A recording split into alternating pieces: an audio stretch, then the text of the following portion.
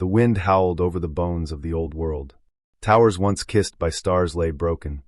Temples of obsidian and crystal collapsed into rubble, their hymns silenced beneath layers of ash. The Visharii Empire had built them to last 1,000,000 years, vaulted cathedrals meant to touch the divine and anchor eternity in stone. But eternity cracked. Their suns went cold.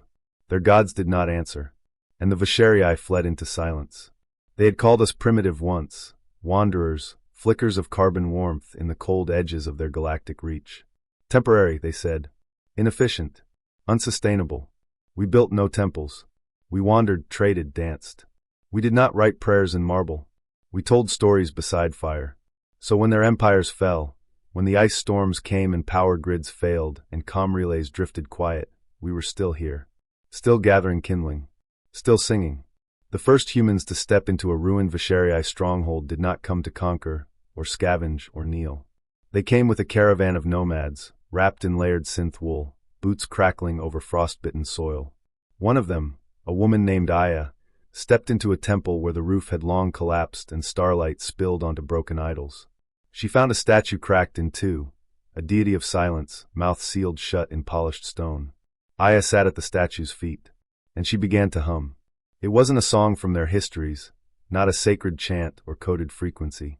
It was a lullaby, one her grandmother had sung on Earth, under real stars and crumbling cities and old wars. A song of warmth in winter, of family beside flame. The sound echoed through the ruins, and something stirred. Not machines, not ghosts, but memory, presence. One by one, Visharii outcasts returned. Survivors, cloaked in layers of grief and shame, drawn to the warmth like moths to ember. They did not speak at first. Their language had fractured over the centuries, but they listened, and Aya kept singing. Others joined her, humans who had crossed systems not to reclaim territory, but to offer hands. They brought cloth, food, stories. One Visharii elder, his crest dulled with age, voice barely above a whisper, sat at a fire and asked, "Why do you still sing, when all things fall?" A boy named Leo, no older than 12, shrugged and said, "Because we're still here." The elder wept. No Visharii had cried in 1,000 years. We didn't rebuild their temples. We built tents, stone rings, cooking circles, open spaces, and we invited them in. The Visharii were cautious. Their culture had been built on containment, emotion controlled, expression rationed, faith tied to architecture. But our ways were different. We shared stories like bread. We celebrated in the mud, not despite it, but because of it. The rain meant we'd survived another cycle. A Visharii scribe named Tolan watched the humans with growing fascination. He had once transcribed sacred verses, now buried beneath 10 meters of ice. But when he heard the humans tell stories of their ancestors, not perfect gods, but stubborn grandmothers and defiant lovers, something opened in him. He wrote again, not scriptures, but tales. Human tales, Visharii tales, blended together. He called them fire verses. He said, "The gods we built never answered. But your people never stopped answering each other." That was the difference. Temples crumbled. Campfires didn't. Because campfires moved. Adapted. Spread. You didn't need stone to build one. Just warmth. And someone to sit beside you. The Visharii slowly changed. They stopped mourning the ruins.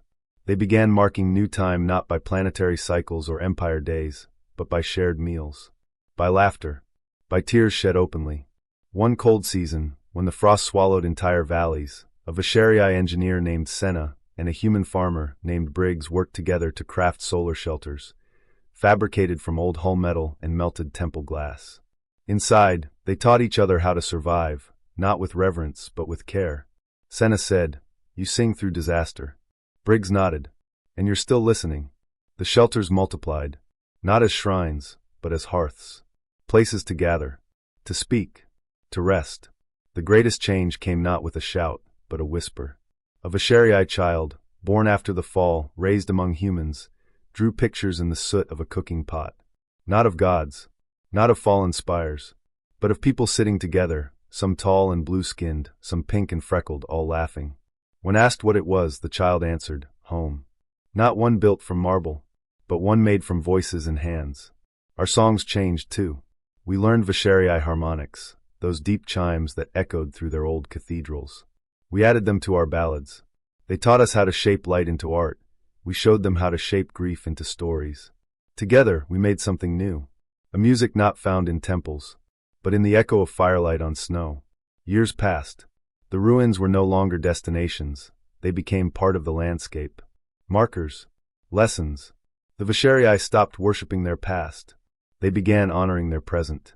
When newcomers arrived from distant colonies, human and non-human alike, they found a world not of dominance but of balance. No great towers. No endless protocol. Just a web of paths between campfires, always lit, always singing. An ambassador once asked, "What is your power base?" A girl tending a stew replied, "Community." They didn't understand, but they stayed for dinner anyway. Now when storms sweep in, people gather. When someone dies, we sing their name into the fire, not to trap them in stone, but to release them into story.